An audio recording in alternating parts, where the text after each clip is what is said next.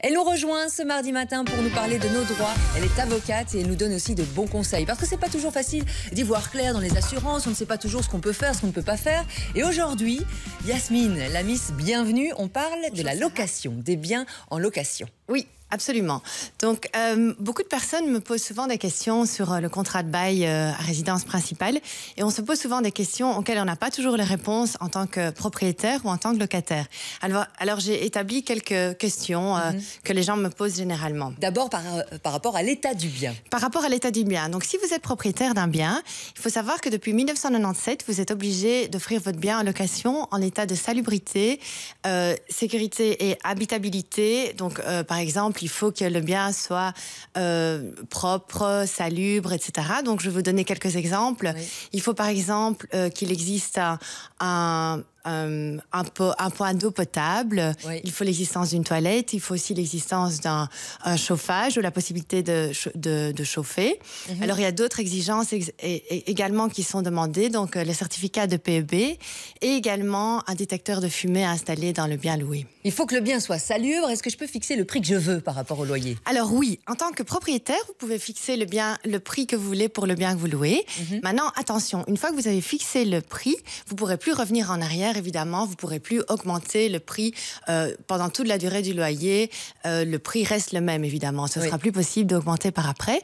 Par contre, ce que vous pourrez faire annuellement, c'est indexer. Donc ça, évidemment, c'est possible. Il y en a qui le font, ça c'est sûr. Oui, voilà. Mais il faut savoir que l'indexation a posteriori est possible, mais seulement l'effet rétroactif, donc en arrière, n'a lieu que pour les 3 mois qui précèdent la demande. Et on en parle beaucoup parce qu'on parle de discrimination aussi. Est-ce qu'on peut refuser un locataire? On a le droit de faire ça? Alors justement, beaucoup de personnes me posent aussi cette question-là. Est-ce que je peux refuser tel ou tel candidat locataire? Donc il faut savoir, Sarah, si vous êtes propriétaire d'un bien et que vous voulez louer, vous pouvez choisir avec qui, vous pouvez choisir telle ou telle personne. C'est le droit du propriétaire, voilà, de choisir. Absolument, c'est votre droit de conclure avec qui vous voulez.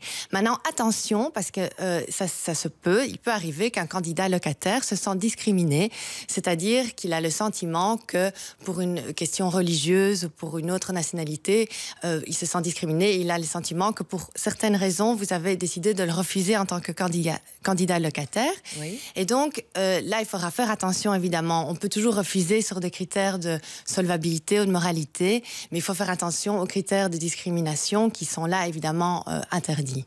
On risque quelque chose si jamais on... Oui, on risque d'être assigné devant le juge et on risque effectivement une procédure en discrimination. Ça, c'est possible. Donc, j'ai choisi mon locataire. Après, est-ce que je dois faire un état des lieux? Souvent, on le fait, non? Oui, alors il faut savoir... C'est obligatoire? Oui, c'est obligatoire maintenant. Donc, il faut faire un état des lieux. C'est obligé de le faire. Et pourquoi est-ce que c'est nécessaire? Parce que le jour où le locataire a quitté les lieux, il est censé avoir quitté l'habitation dans l'état où il était à l'origine. Donc, le jour où il est rentré dans le bien.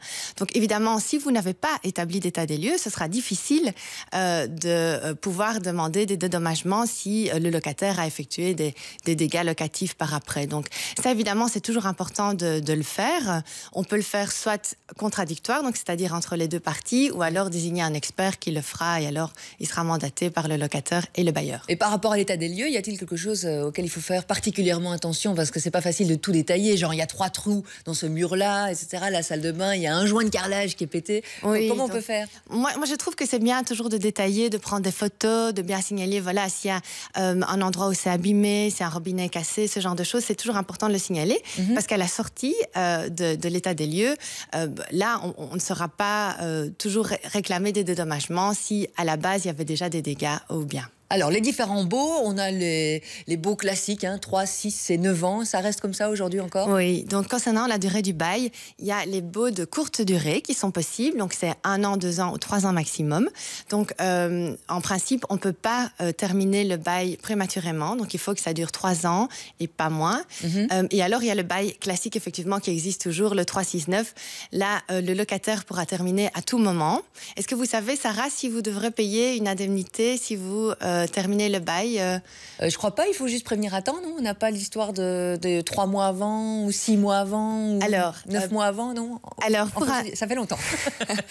Pour un locataire, il y a 3 mois de préavis qui sont obligatoires. Oui. Et alors, si vous terminez votre bail dans les 3 premières années, vous devrez payer une indemnité. Donc, la première année, c'est 3 mois de loyer. La deuxième année, c'est 2 mois de loyer. Et la troisième année, c'est 1 mois de loyer. Après, à partir de la 4e année, il n'y a plus d'indemnités qui sont dues au propriétaire.